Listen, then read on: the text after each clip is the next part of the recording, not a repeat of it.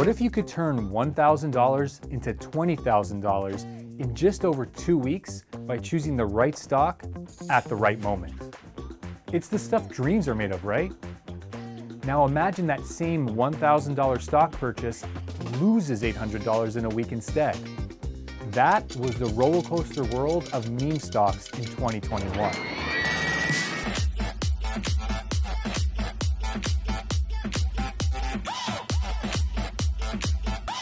It was the middle of a global pandemic.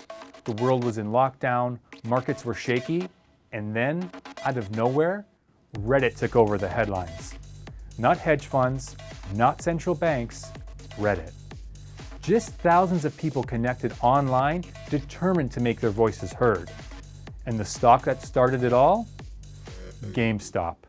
Yeah, that video game store at your local mall. That stock went from being basically ignored at under $20 a share to suddenly spiking past $400 in just a couple of weeks. Some called it a financial revolution, the little guy standing up to Wall Street.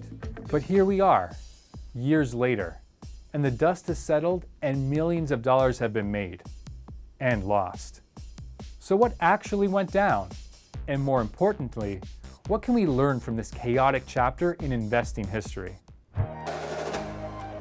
Well, to start, we first need to talk about short selling, which is basically when someone bets that a company's stock is going to drop. In practice, a short seller borrows shares of a company like GameStop and then immediately sells them. Then, they wait for the share price to drop, buy the shares at a lower cost, return them to the lender, and pocket the difference. Sounds like an easy win if it pans out this way. But remember, where there's reward, there's also risk. The risk of shorting is if the share price rises instead of falls. This forces short sellers to buy shares at a loss in order to pay back what they borrowed. There'd be nothing to pocket.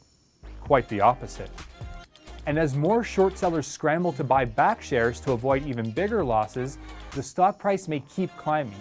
This makes other short sellers panic and buy too, pushing the price up even more. It's like a chain reaction. Each person buying makes the next one rush to buy, and the stock shoots up. And that's what's known as a short squeeze. In late 2020, Wall Street investors had shorted GameStop enough that its stock price continued to fall, with the company likely headed to bankruptcy. In fact, the number of shares borrowed to short was actually more than the number of shares that existed. This exposed those Wall Street investors to a significant amount of risk if a short squeeze were to occur. Enter the retail investors. They met and organized on a Reddit forum called Wall Street Bets. It was there that this massive short position got a spotlight, which led to them collectively decide to act and show the Wall Street investors that they weren't the only ones who could influence a stock's price. Their battle cry was simple: buy and hold. Hold! Hold! Hold! Hold! An unwavering commitment to resisting the urge to sell, no matter how volatile the market became. So, they coordinated their buying and they drove the price up and up and up. From under $20 to over $450 in just a couple of weeks, and it triggered a legendary short squeeze. The attack against GameStop short sellers was so successful that it inspired the public masses outside of that Reddit forum to use the same approach on other heavily shorted companies. The result? Some of the most sophisticated investors in the world lost millions. A bunch of everyday people made a fortune, and some of those everyday people lost a fortune. It was a wild moment in investing history, and it's not short on lessons. But 3 things stand out. First, do your own research. Initial GameStop trades didn't happen because people thought the company was worth more than it was. It was all about how the stock market works when lots of investors bet against the stock by short selling. And the short squeeze was accelerated by the hype that came from social media. It shows that social media can influence stock prices, maybe even more than valuations of companies. So it's important to do your own research before making an investment. You can filter out the online noise and determine for yourself if something might be a solid investment or a risky gamble. Our second big lesson from the meme stock rally? Know the risks. The reality is that every investor is going to have some losses at some point, and that's part of the risk versus reward when it comes to investing. A smart rule of thumb is to identify how much risk you're comfortable taking on before you make that first trade, and then use that knowledge to help guide what you buy and sell and when. The real danger of a meme stock like GameStop isn't just that it might drop down to $0. It's that it can suck you in with the hope of massive gains, leading you to invest more money than you normally would. And if that stock crashes, that means you could lose more money than you normally would, perhaps more than you can afford.